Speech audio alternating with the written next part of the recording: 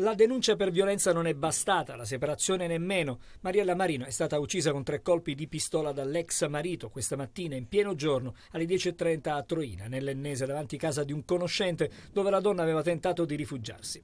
L'uomo, Maurizio Impellizzeri, 59 anni, agricoltore, l'ha attesa fuori dal supermercato in via Sollima, nella centrale Rione di San Basilio, ha tirato fuori la pistola e l'ha inseguita sparandole addosso 3 colpi.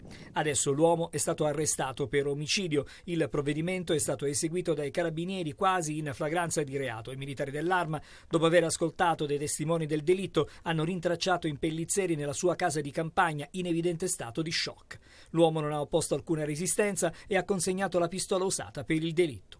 Le minacce di Impellizzeri si sono tragicamente avverate. Pare che l'uomo, secondo quanto riferiscono i conoscenti, non si sarebbe mai rassegnato alla separazione, avrebbe più volte detto alla ex moglie: ti ammazzo a colpi di pistola, ti sparo. Ma le forze dell'ordine non avevano mai trovato traccia di armi da fuoco né in casa né nel luogo di lavoro di Impellizzeri, perquisiti più volte dai carabinieri proprio a seguito della condanna a 8 mesi per atti persecutori.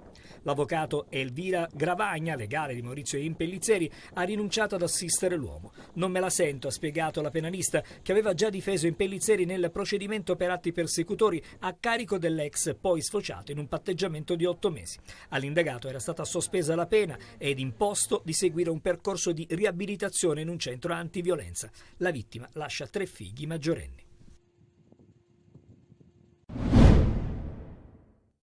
Volevano piazzare un finto scoop al noto fotografo Fabrizio Corona, ma in fondo erano solo teorie complottiste sulla cattura di Matteo Messina Denaro, portata a termine dai carabinieri, dal ROS e dalla Procura di Palermo il 16 gennaio scorso. Oltre 700 file, 768 per la precisione, suddivisi in 14 cartelle e decine di sottocartelle. Un tesoretto investigativo riservato sul boss di Castelvetrano che il maresciallo Luigi Pirollo avrebbe cercato di vendere con l'aiuto del consigliere comunale di Mazara del Vallo Giorgio Randazzo. Per entrambi sono scattati gli arresti domiciliari. Corona invece è indagato per ricettazione, contattato proprio da Randazzo che voleva vendergli il materiale top secret. I file contengono una miniera di informazioni, alcune note all'autorità giudiziaria, altre non ancora trasmesse, tutte utili alle indagini sui favoreggiatori e sui segreti di Messina Denaro. Ma lo scoop che Corona avrebbe voluto piazzare assieme al maresciallo e al politico riguardava un documento in particolare per poter sostenere che la perquisizione a casa di Messina Denaro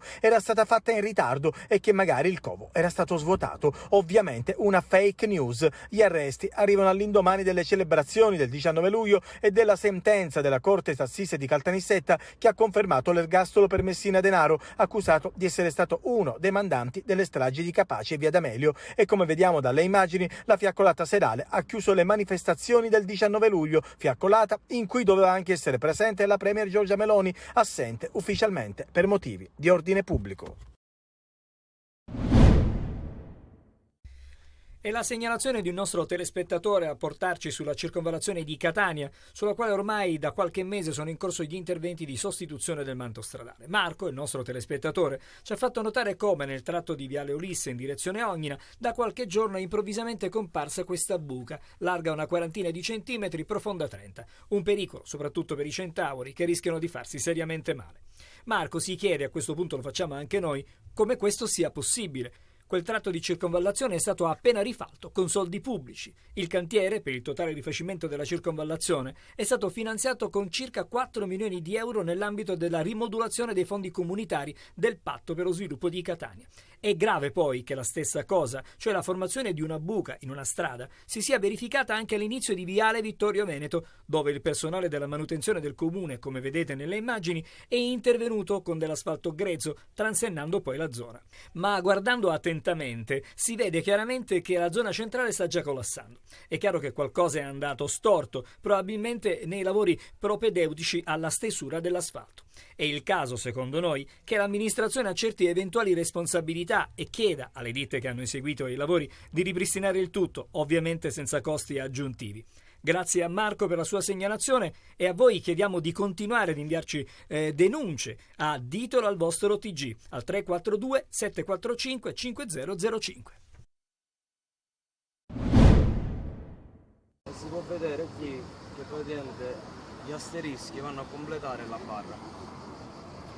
Ok, perfetto. Ci sottoponiamo anche noi al controllo dell'etilometro. Estate è tempo di spostamenti, di vacanze, di grandi flussi di traffico per le strade che richiamano gli automobilisti a una guida ancora più attenta. Ospiti a bordo di una pattuglia della polizia stradale, documentiamo una mattinata di controlli alla tangenziale di Catania. Questa è una vera e propria postazione di lavoro. Nella fattispecie stiamo controllando la persona che è stata fermata poc'anzi. La pattuglia è in grado di interrogare col tablet la banca dati del Ministero dell'Interno per capire se è a carico della persona controllata e vi siano dei provvedimenti in corso. Eccoli i dati in merito alle violazioni del codice della strada contestate nell'ultimo anno dalla Polstrada di Catania. Uno sguardo puntato ai limiti di velocità, ma a saltare all'occhio è il numero di quasi 1000 verbali per assenza di copertura assicurativa.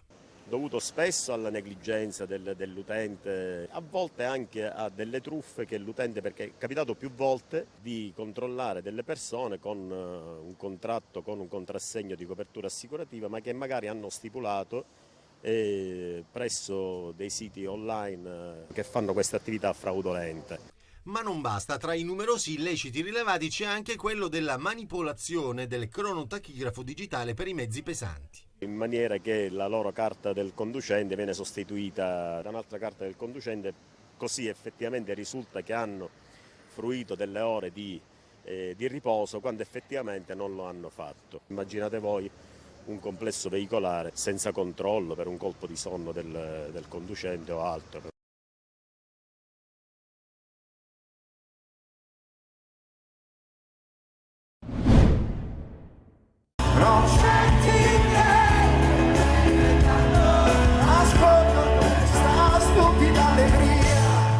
Anni di musica da festeggiare con un tour nei teatri di pietra più belli d'Italia. I Negramaro fanno tappa in Sicilia, al Teatro Greco di Siracusa. Essere in Sicilia, essere a Siracusa, essere in questo posto magico non è solo il caldo e l'aria afosa a togliermi l'ossigeno, è proprio siete voi e l'emozione. Grazie a tutti, davvero di cuore. Giuliano, Andro, Lele, Ermanno, Danilo e Pupillo. 6 amici che, partiti da una cantina del Salento, sono arrivati ai più grandi palcoscenici nazionali e internazionali.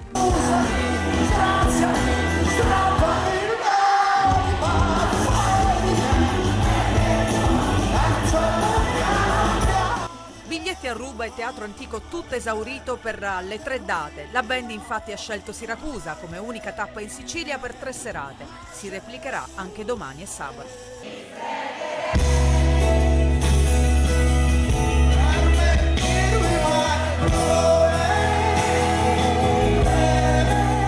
Durante la serata la band ha dedicato un momento al tema della violenza sulle donne, che ha visto la partecipazione di tutto il pubblico presente. Questa canzone è dedicata a tutte le donne che devono proteggersi da stronzi come noi.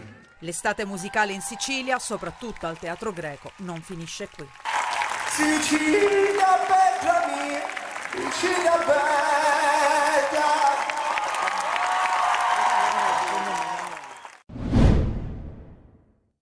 Un'esultanza di Riccardo Ladinetti, classe 2000, sarà al centro della prossima mediana del Catania. Al via la stagione dei rossazzurri con i primi giocatori già arrivati in sede come Rapisarda o Castellini o lo stesso Ladinetti. L'esultanza in maglia Cagliari, primavera 1 contro l'Empoli. Non è il suo mestiere il gol, sarà quello di dare una mano in costruzione al nuovo Catania di Tabiani, che sarà presentato ufficialmente venerdì. Nello staff ci sarà anche Stefano Agresti, esperienza da vendere ad alti livelli come secondo di Zaccheroni in Serie A, ma anche fuori dall'Italia. Ladinetti, già del Catania, riassume le caratteristiche che vuole Tabiani per il ruolo d'utilità tattica, capacità di far valere le doti fisiche e in questo caso anche gioventù. Tutte qualità mostrate con il Pontedera nell'ultima stagione di C, 62 presenze per lui in terza serie. Pronto per Tabiani anche Antonio Mazzotta, in questo caso si tratta di un ritorno per l'esterno sinistro, adesso 33enne, 8 stagioni fa, l'esperienza con gli etnei, poi Cesena, Pescara, Frosinone, Palermo, Crotone e Bari. Sostenibilità ma anche qualità come quella di Michele Rocca, anche lui a Catania e anche lui pronto per il primo giorno di ritiro che scatterà sabato. Primo allenamento previsto per domenica a cui parteciperanno anche il 2000 Milos Bocic, attaccante, e il centrocampista Roberto Zammarini. Portiere, bomber e centrali difensivi, le priorità su cui la dirigenza del Catania sta sondando tutte le piste possibili. Novità attese nelle prossime ore, vietato sbagliare, sono ruoli chiave per dare al Catania le ambizioni che merita. Il Messina di Sciotto riparte da Giacomo Modica e Domenico Roma, entrambi super motivati. L'allenatore ritrova la Serie C dopo campionati anonimi. Il direttore sportivo è una scommessa per la categoria. Sul fronte mercato tante trattative, ma di ufficiale soltanto gli arrivi del difensore Vincenzo Polito dal Potenza e dell'attaccante Michele Mausso dal Picerno. Accordo raggiunto anche con il centrale difensivo del Taranto Marco Manetta e con l'esterno destro Damiano Lia.